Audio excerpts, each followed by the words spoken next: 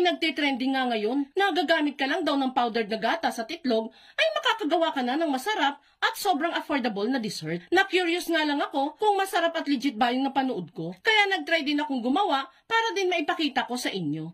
Dito nga sa ating gagawing dessert ay gagamit lang tayo ng 2 pack ng powdered milk. Any brand po ng powdered milk is welcome po dito. Doon nga po pala sa napanood ko guys, tig isang itlog at isang powdered milk lang yung ginamit nila. Kaya kung gagawa din po kayo nito, pwede naman po ang isang powdered milk lang at isang itlog lang ang bilhin ninyo para makamura din po kayo ng konti. Lalagyan ko lang po yan ng half cup ng tubig at saka tunawin ang gatas dito. Then pagkatunaw nga po ng ating gatas dito, ay isusunod ko na din po ang half cup ng white sugar. Sa asukal naman po guys, nakadepende po yan sa kung gaano kadaming asukal ang ilalagay mo dito. Yung iba po kasi, hindi nila preferred ang masyadong matamis na dessert. Pero ako kasi, type ko po yung mataas na level na matamis sa mga dessert. Sweet po kasi ako sa personal eh. Ay!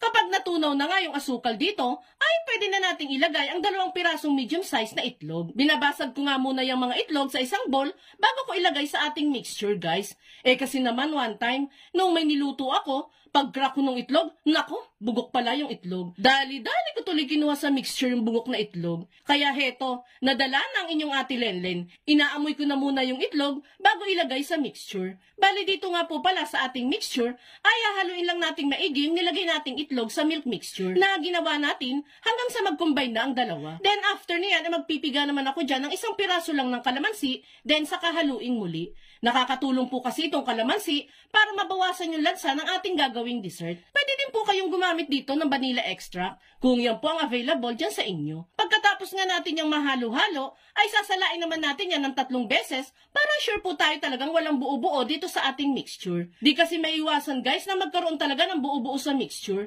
Kaya need talaga natin yung salain ng 2 hanggang 3 beses. Then pagkasala ng mixture ay isi-set aside muna natin yan. Dito naman tayo sa ating lyanera. Bali maglalagay lang naman ako dyan ng tig-1 at kalahating kutsara ng asukal sa bawat lyanera.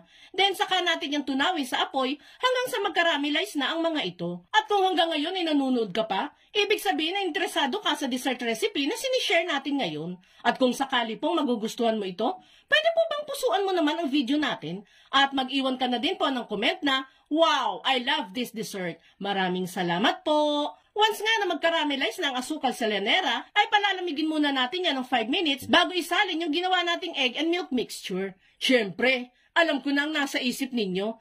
Yes po, tama po kayo. Leche flan nga po itong ginagawa natin. And alam ko pong marami sa inyo, paborito rin po ito. Sino ba naman ang hindi magkakagusto sa sarap ng leche flan, di ba? Pagkasalin nga natin ng mixture sa lyanera, ay